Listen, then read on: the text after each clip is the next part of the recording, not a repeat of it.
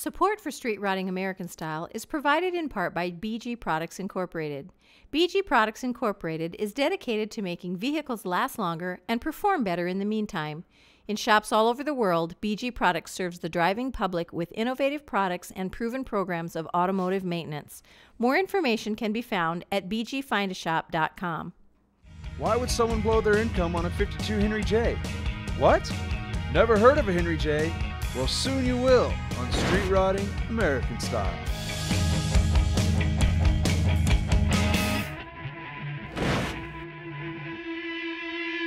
Tell me about the car, George. Behind me, this is a very unique car that I'm looking at. You don't see very many of these on the road. What do you have here? This is a 1952 Henry J, and it's got a small block 350 Chevy in it. It's got an 871 blower and two 750 Hollies, turbo 400 transmission, and it's a Ford Mustang front end and Ford 9-inch rear end, and it's just a fun car to drive. I think what catches everybody's attention, especially when you have the hood up, is that blower. Why did you choose a blower over like maybe just a normal carburation system? Actually, when I got this car, it had the blower on it. I've never personally owned a car with a blower, and I will definitely always have a car with a blower on it now. It is, the power is just incredible. It makes all the difference in the world. I've done a little bit of work to the engine. I've changed the grill work was all painted. I've taken that all out and had all that re-chromed, and done some work in the interior. But basically, I bought the car. It was painted the color that it is.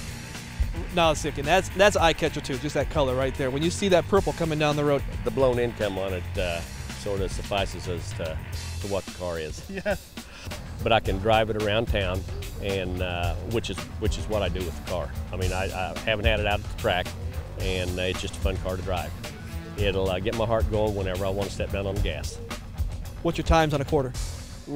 It's an 11-second car, and it'll run a little over 120 miles in a quarter mile. But it's not affordable because of you can watch the fuel gauge go down every time you do that. What do you think your gas mileage is on this? Oh, driving like you should drive a car, probably 7. If you drive it like a kid, it'll get 5 or less. It's a 10-gallon fuel cell. Turbo 400. Did you beef up the 400 at all? Nope, it's turbo 400. Is all speed normal? Yes, it is. So what about the shifter? Is it a ratchet? Yes, and it works great. This works real good with the way this car is. It doesn't miss a gear. I mean, it's just fantastic. I get a lot of stares with it wherever I go with it. I've actually owned a Henry J since 1965. I've got an original 53 at home with a flathead 6-cylinder in it. But this one here is a lot more fun to drive than the 6-cylinder. The rear end's a 4-link. I've had to change the tires on it. So I've got the exhaust coming out right in front of the tires. I can jack the car up, take the rear shocks, undo them, and then raise the body up, and there's just enough clearance for those tires to come off. It's close. How long does it take to change out that tire? Well, if you have a lift, it's not too bad. If you got to do it on the ground, it could be an all-day job probably.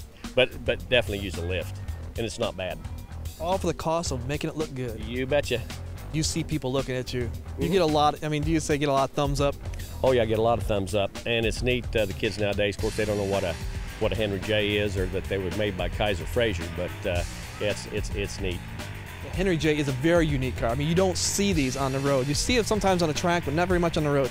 No, that's true. And in 52 and 3, Sears sold this car as the Allstate, and it was a Henry J. They just they bought them from Kaiser Frazier and put their name as the Allstate on it. And those are hard to come by too. But can you start that bad boy up for me? I sure will. George, tell me how you start this thing, because it's not a normal startup. And what I'll do is I'll turn on my electric fuel pump. There's power to them, and you can hear it kicked on. And then this is just like turning a key switch right here.